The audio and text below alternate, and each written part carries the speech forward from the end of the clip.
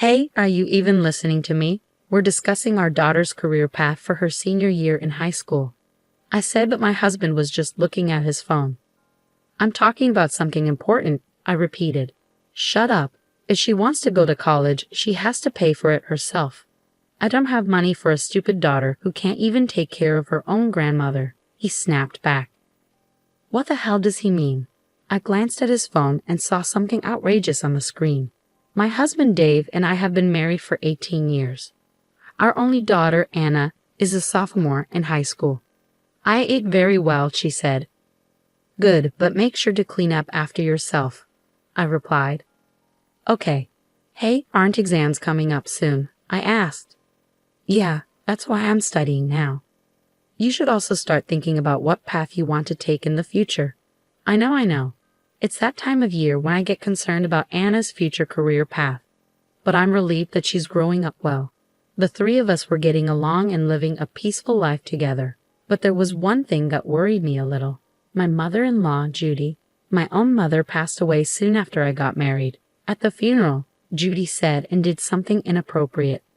Mom, you're my son's wife now, so don't cry over something like this, she said. Huh. The reason she died so early was because of her bad behavior, Judy added insensitively, making fun of my mother while I was crying. What are you talking about? That's inappropriate. If you're going to talk like that, then get out. Dave was furious with Judy while I was too stunned to speak. Since then, I haven't had any contact with Dave's side of the family and haven't seen my parents-in-law. Judy's attitude was horrible. But I feel like my anger faded over time. It's not like we completely cut ties, and I wonder if it's okay for us to continue not interacting with them. They are Anna's grandparents, after all. That's what I think about sometimes. Then, I received the news that my father-in-law had passed away. Since he was Dave's father, we attended the funeral. Judy was in tears, looking weaker and smaller. I guess she was grieving deeply over the loss of her loved one. A few days later, Dave was staying at his parents' house for the funeral and inheritance procedures. When he returned home, he proposed that we move in with Judy. My mother is the only one living in their house now, and she seems very depressed, Dave said. I see, I replied, picturing Judy crying alone. With my father-in-law gone, she must be feeling very lonely. I understood why Dave was worried. I was thinking that we could move in with her. Please, Dave said. Yeah, okay, I agreed in the end, and we moved into my parents-in-law's house. But once we started living together, things took a turn. I look forward to living with you, Judy, I said. You haven't done anything great as a wife until now, so you should work hard to make up for it, Judy retorted. Now make me some tea quickly. Can't you see I'm depressed here? You should be more considerate. How dare Judy take it out on me? I decided to move in with her because I thought she was lonely. But what is with her attitude? Dave and I both work, but he leaves all the house chores to me. Hey, is dinner ready yet? I just got home from work, Dave demanded. You're such a bad wife, ignoring what you need to do in the house when you're a wife. I'm really disappointed in you, Judy added.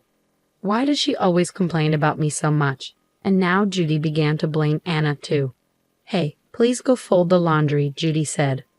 But I'm studying right now, Anna replied. What a charmless girl you are, just like your own mother. What?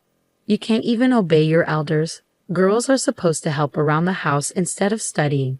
You're really annoying, Judy snapped at Anna. Anna, now in her adolescence, became rebellious towards Judy. Studying is useless. Doing the house chores is much more useful, Judy continued.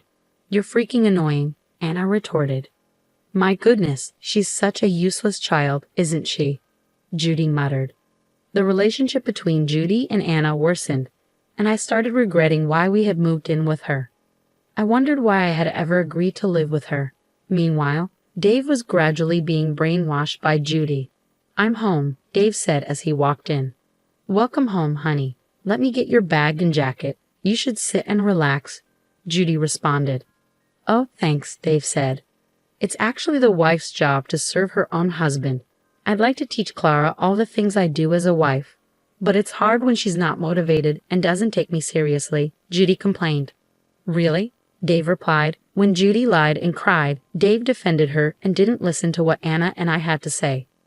Clara and Anna are always harassing me. Please do something about it, sweetie, Judy pleaded.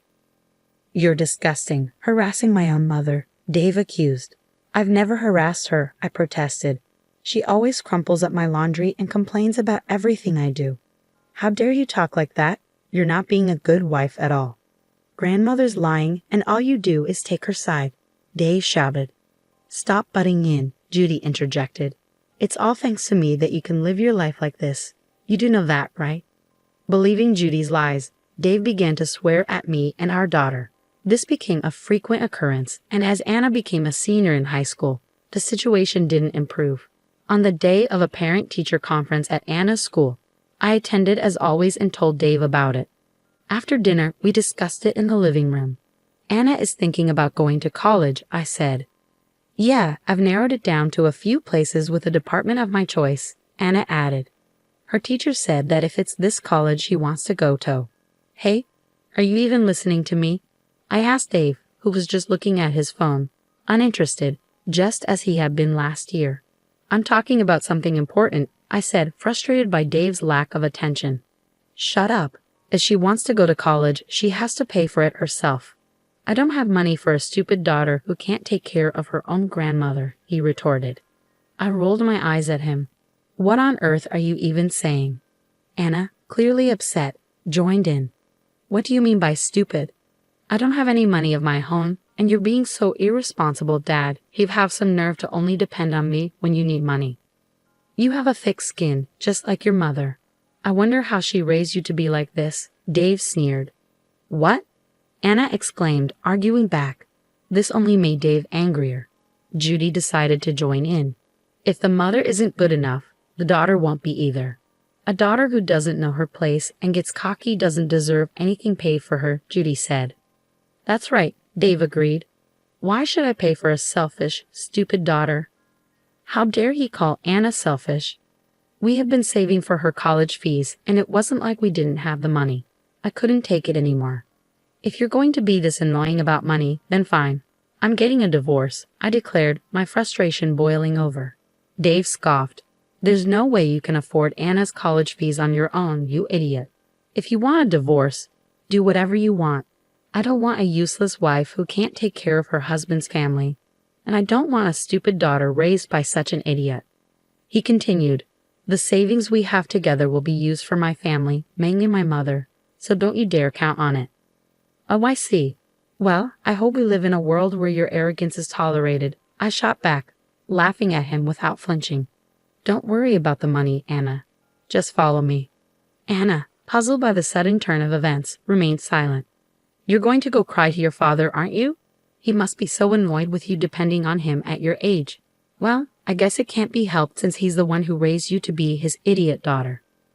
Anna seemed to realize something when she heard that. Let's go now, Anna. Yeah, I'll follow you, Mom. So Anna and I left my parents in Ma's house and decided to stay at my parents' house for the time being. A few days later, I asked my lawyer to proceed with the divorce and sent a letter of certified notice to Dave. Shortly after, Dave showed up at my parents' house.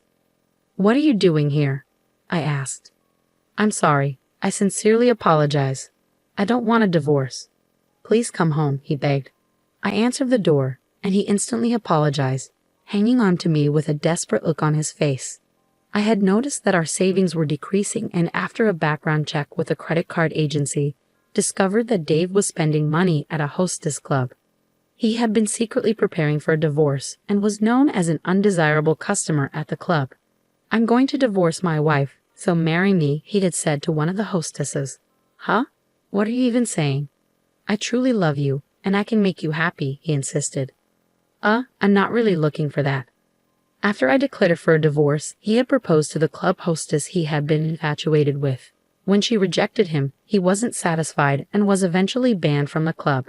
His contact information was blocked by her, but still not ready to give up, he waited for her near the club. I'm serious. Please just listen to me, Dave pleaded. I have to go to work now, I said, brushing him off. Please, I need to talk to you, he insisted. I'm in a hurry, I replied, turning away. When he tried to talk to her directly, she coldly rejected him. After being seen multiple times by his colleagues, Dave was shunned at his company. When his boss found out about his nightlife activities, he was called in for questioning. I heard that you've been stalking a club hostess. I'm not impressed with that kind of behavior, his boss said. I'm serious about our relationship and thinking about marrying her. I really love her, Dave explained. I understand your feelings, but I'm not sure if she feels the same way about you, his boss replied. If I get to talk to her properly, she will understand, Dave insisted. To begin with, I thought you had a wife and a daughter, his boss remarked. My wife and I are divorcing. Both my wife and daughter are annoying and have the nerve to talk about college. The hostess from the club is a much better woman than my selfish wife and daughter, Dave argued. What? Now, wait a minute. As a husband, you ought to consider your own wife's position. Did you even listen to your wife properly? You only listen to what your mother has to say. Besides, you don't take your daughter's college talk seriously, but you're into another woman. How dare you think that what you're doing is good enough as a father? You better cool your head, his boss said sternly. Yes, sir, Dave replied, shaken. Dave was demoted and given a pay cut. I sent him a certified letter demanding a divorce and custody of Anna. I also demanded a division of property and compensation for the money he spent at the club. I'm really sorry, I was wrong. Let's start over, Dave pleaded. Even if we don't get divorced, you still have to pay for the money you spent behind my back, I pointed out. What? Dave was surprised. I sighed in disgust. You left all the house chores and taking care of your mother to me. I can never get back together with someone who tries to live a happy life while playing around with young girls. I refused to get back together with him once and for all. Then Anna showed up. I'm really sorry. I'll be a good father to you. Let's start over, Dave begged. Anna glared at him coldly. Do you have any idea what I've been going through these past few months? If you think you can be forgiven with one light apology, you're stupid. Just because I'm in high school, you look down on me. A father who takes away his daughter's future options but plays around and pays other young women is too creepy and gross for me. Dave couldn't hide his shock at Anna's rejection. He slumped his shoulders and left. Soon after, he was completely depressed, rejected by the hostess at the club as well. Eventually, Dave gave up trying to get back with me and paid the fees I claimed. The money he spent at the club and the alimony were covered by his inheritance from his father. But it wasn't enough, so the rest was paid in installments. The monthly alimony and child support payments were difficult for Dave, who had a pay cut. After the divorce, Judy visited me once at my parents' house. You have made my life difficult. I forgive you, so you should forgive my son and come back home. Judy screamed at me from the front door. I'm so fed up with my selfish mother-in-law always looking down on me, I said. I called Dave, and he rushed over to pick Judy up. Mom, what are you doing? Dave asked. I'm telling your stubborn wife to get her act together, Judy said. I'm not his wife anymore. I have a record of what you've been saying to me when we lived together, so I can file a claim for alimony if that's what you want, I replied calmly. How dare you talk to me like that? Judy got angry. That's enough. You're putting me in a bad position, Mother. Dave lost his temper. Dave got so angry that he put Judy in an institution. With the alimony, child support payments, and payment for the facility, my ex-husband's life became quite tight. Another tough month, Dave sighed. He had to do all the house chores himself and was living a lonely life. My daughter and I were spending peaceful days at my parents' house. Despite everything that had happened, she was doing her best to pass the entrance exam for college. Here you go, your dinner, I said, handing her a plate. Thanks, I was just getting a little hungry. I'll eat now, Anna said. You're working hard, but don't push yourself too much, I told her. I'm my mother's daughter, and since you don't have any good luck with men, I'm going to do my very best and become an independent woman who can live on her own without depending on a man. Anna joked. I laughed. Oh, I see. But if my daughter is working hard to follow the path she has chosen, I'll do my best to support her. I want her to be truly happy more than anything else.